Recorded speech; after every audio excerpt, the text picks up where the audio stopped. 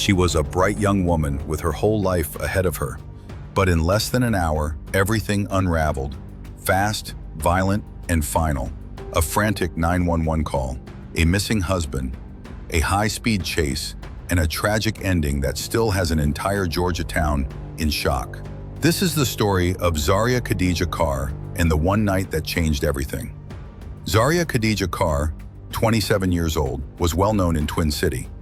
Friends described her as warm, driven, and full of life. She worked locally, had a circle of close friends, and was trying to build something stable for her future.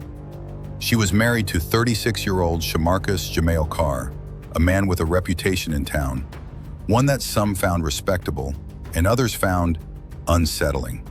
Their relationship had its highs and lows, like any marriage, but behind closed doors, there were whispers, tension, arguments, even fear.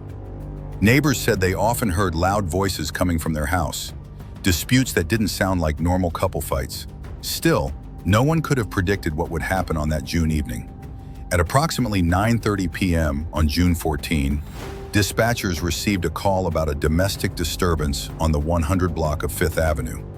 Officers from the Twin City Police Department, the Emmanuel County Sheriff's Office, and EMS raced to the scene. When they arrived, what they found was devastating. Zaria was unconscious.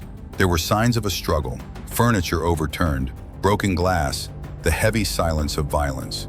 Paramedics tried everything, but Zaria was later pronounced dead at the scene. She didn't survive. And just as law enforcement began to process the shock, they noticed something else. Zaria's car, a 2021 Dodge Challenger, was missing, and so was her husband Shamarcus. Immediately, a BOLO, be on the lookout, was issued for the Dodge Challenger. Law enforcement across the state of Georgia was notified. If Shamarcus had done this, he was on the run, and now he had a head start.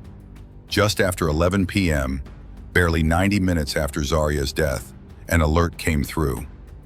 Wayne County Sheriff's deputies spotted the vehicle more than 100 miles away. They attempted to make a traffic stop. That's when everything spiraled even further. Inside the car was Shamarcus.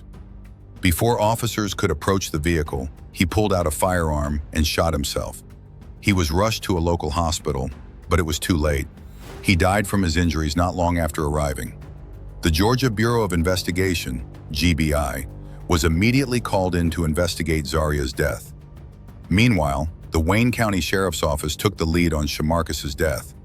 What's especially tragic is that there were no known protection orders between the couple, no recent police reports, no clear warning that things were about to escalate to deadly violence.